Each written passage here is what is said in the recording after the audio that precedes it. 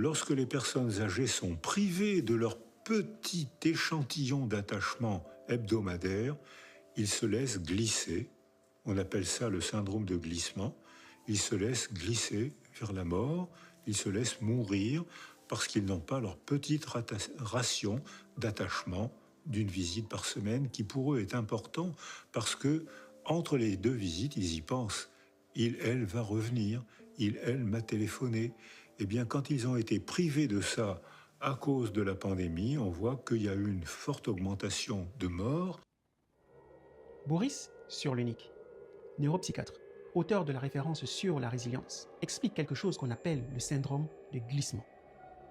Quand une personne âgée est privée de sa petite ration d'attachement, une visite par semaine, un coup de téléphone, elle se laisse glisser. Pas métaphoriquement, médicalement. Elle se laisse mourir parce qu'entre deux visites, ce qui la maintient en vie, c'est l'attente. Il va revenir. Elle va appeler. Supprimez ça et vous supprimez la raison de rester. Pendant le Covid, les EHPAD ont fermé leurs portes. Les familles ne pouvaient plus entrer. Les visites ont été supprimées. Cyrulnik le documente. Il y a eu une forte augmentation de morts. Pas l'absence de lien. Les gens sont morts de solitude en France en 2020. Et là, je vais m'adresser à vous. Si vous avez un parent âgé qui vit seul, vous appelez, vous visitez quand vous pouvez, vous faites votre maximum. Mais entre vos appels, il y a des heures, des journées, des silences. Et pendant ces silences, votre proche, il attend ou il glisse. Mais voici ce que Cyrulnik dit aussi.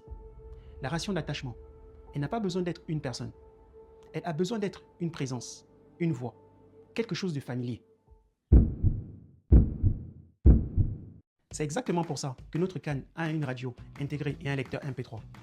Parce que Aznavour dans les oreilles pendant une promenade, c'est une présence. Frédéric François, enfant sonore dans le salon, c'est une voix familière. France Interne le matin, c'est une ration d'attachement au quotidien.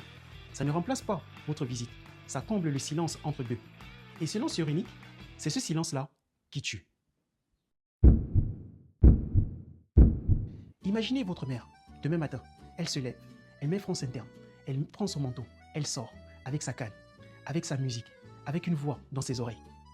Elle n'est plus seule, même seule. Et vous, vous dormez tranquille.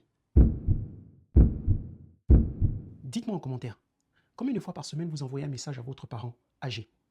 Pas pour vous juger, mais pour comprendre ce que vous vivez. Vous pouvez aussi m'envoyer un message en privé, je vous répondrai personnellement. Prenez bien soin de vous, soutien plus, le plus qui